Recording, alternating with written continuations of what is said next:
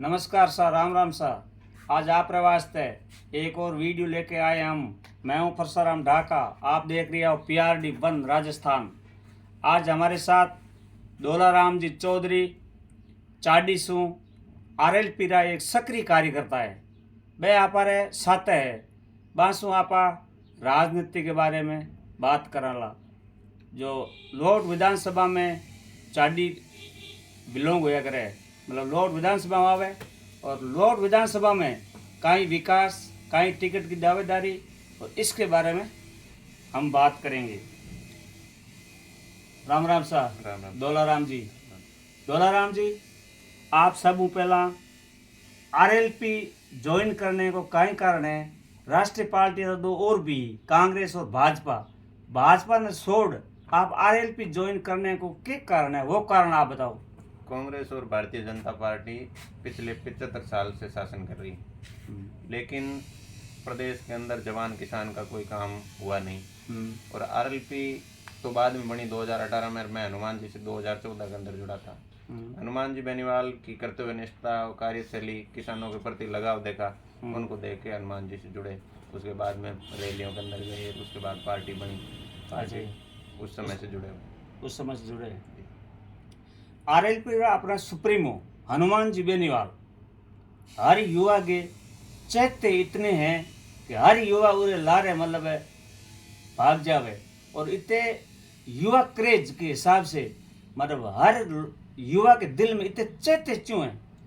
हर युवा मतलब हनुमान बेनीवाल नहीं क्यों चैत्य है? इसका कारण क्या है? हनुमान जी बेनीवाल का सीधा जनता से जुड़ाव है। अच्छा। प्रत्येक युवा, नौजवान, किसान अगर फटी धोती और फटी जूती के अंदर भी कोई आदमी जाके हनुमान जी को कहेगा भाई साहब हमारा ये काम है, तो हनुमान जी उसको जाति धर्म पूछे बिना उनका काम करते हैं। अच्छा जी। इसलिए लोग उनसे दिल से जुड़े हुए हैं, दिल का जुड़ाव जी। जी। अब दोलाराम जी, आपने पूछा कि अपने लोट विधानसभा क्षेत्र में वर्तमान में कांग्रेस की सरकार है। कांग्रेस की सरकार लोट विधानसभा क्षेत्र में कई कई विकास की रूपरेखा, कई कई विकास कराए हुए, इनके बारे में आप थोड़ा बताओ जनता ने। धरातल पर तो इस कांग्रेस के राज के अंदर कोई विकास हुआ नहीं। अच्छा। झूठी वाई लूटने के अंदर एक नंबर में कांग्रेस पार्टी और यहाँ का स्थानीय विधायक है। अच्छा। और ये बोर्ड लगे हुए देखते थे हम कि विकास के पथ पर आगे बढ़ता लो आउट, जबकि लो आउट तो भ्रष्टाचार के पथ पर आगे बढ़ रहा था। लो आउट विधानसभा क्षेत्र के अंदर ऐसी स्थिति थी कि थाने, तहसील या किसी विद्युत विभाग के ऑफिस के अंदर आप जाओगे तो वहाँ पैसे के बिना कोई काम नहीं होता। और जब अधिकारियों से बात करते हैं कि भाई ऐसा क्या हो गया एकदम से कि आप इतने पैसे लेने लग गए, तो अधिकारी सीधी सी बात बताते हैं कि 25% या 30% तो MLA साहब को देना पड़ता है, इसलिए हमें पैसे मजबूरी में लेने पड़ते हैं। ये हालात लो आउट विधानसभा क्षेत्र में। दोलाराम जी, पीड़ की टंकी तो आप रे अट दिखे है। पीड़ की टंकी कहाँ दिख रही है आपको? मुझे तो कहीं नजर नहीं आ रही। धरातल पे कोई विकास नहीं हुआ। पेड़ की टंकी बनाएंगे, मतलब आपके कांग्रेस ने स्वास्थ्य के बारे में, पानी के बारे में विकास कुछ भी नहीं करे? कोई विकास नहीं हुआ। हमारे गांव के अंदर कोई विकास नहीं हुआ, ना कोई टंकियां बनी, ना कोई सड़कें बनी, कुछ नहीं हुआ हमारे गांव के अंदर। और कृष्णाराम जी हमेशा भाषणों के अंदर कहते हैं कि मेंगनी गुड़का रहे हैं हम, लेकिन यहाँ तो मेंगनियाँ कहीं गुड़कती नजर नहीं आ रही। इस सड़क से जाओगे तो इस सड़क के अंदर 2-2 फीट गहरे खड्डे हैं। ये हालात है कांग्रेस के राज के अंदर। अच्छा दोलाराम जी, अपन बात करते हैं लोहावट विधानसभा में कांग्रेस के, तो कांग्रेस का एक बागी उम्मीदवार के रूप में सत्यनारायण जी विश्नोई कुछ एक अलग की भूमिका निभा रहा है। वो कह रहा है कि लोहावट विधानसभा मेरे को कांग्रेस ने टिकट नहीं दिया तो मैं तीसरे फ्रंट के रूप में या तो निर्दलीय के रूप में या RLP के रूप में वो मतलब खड़ा हो सकता है। क्या सत्यनारायण जी एक RLP में आ सकता है क्या? वो तो सत्यनारायण जी जाने RLP में आएंगे या नहीं आएंगे, लेकिन जिस दिन RLP के अंदर आ जाएंगे उनका दिल से स्वागत है। और RLP टिकट देगी, अगर वो चुनाव लड़ेगा तो उनके हम साथ हैं। अच्छा।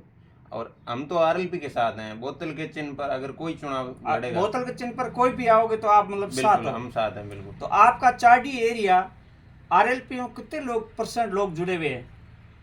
RLP से 50% लोग जुड़े हैं। पिछली बार हमने पंचायत समिति के चुनाव यहाँ पे लड़े थे। पंचायत समिति के चुनाव के अंदर 700 वोट राष्ट्रीय लोकतांत्रिक पार्टी को यहाँ की जनता ने विश्वास करके दिए। उसके बाद तो बहुत बड़ा बदलाव आ गया। लोग अच्छा, कितने आदमियों ने सदस्यता ग्रहण की है RLP की चाडी में? चाडी के अंदर खूब लोगों ने सदस्यता ग्रहण की, बिल्कुल सदस्यता अभियान के अंदर महत्वपूर्ण भूमिका निभाई, लोगों ने खूब लोग जुड़े। अब धोलाराम जी, आप देख आप एक युवा की श्रेणी में हो और युवा को काफी क्रेज आरएलपी में दिखे और आरएलपी के मायने एक युवा की गूंज उठे और युवा लोगों की मतलब ये धड़कन है। तो आप जब जनता के बीच में जाओगे, मतलब उम्मीदवार के लिए प्रचार करने जाओगे, तो आप मतलब क्या वादा लेके जाओगे जनता के बीच में? हमारा कैंडिडेट जीतेगा तो आपको ये विकास कराएंगे, मतलब वादा लेके क्या जाओगे आप? आरएलपी के अंदर सिर्फ युवा ही नहीं है, बुजुर्ग भी हमारे साथ हैं। अब पिछली बार जो ये सत्ता संकल्प व्यवस्था परिवर्तन यात्रा लो आउट के अंदर आई थी, उसके अंदर बड़ी संख्या के अंदर बुजुर्ग भी हमें आशीर्वाद देने के लिए आए थे और धीरे धीरे करके सारे लोग, सारी जातियों के लोग, बुजुर्ग नौजवान सारे जुड़ रहे हैं। और कुछ लोग कह रहे हैं कि हनुमान जी युवाओं को बिगाड़ रहे हैं।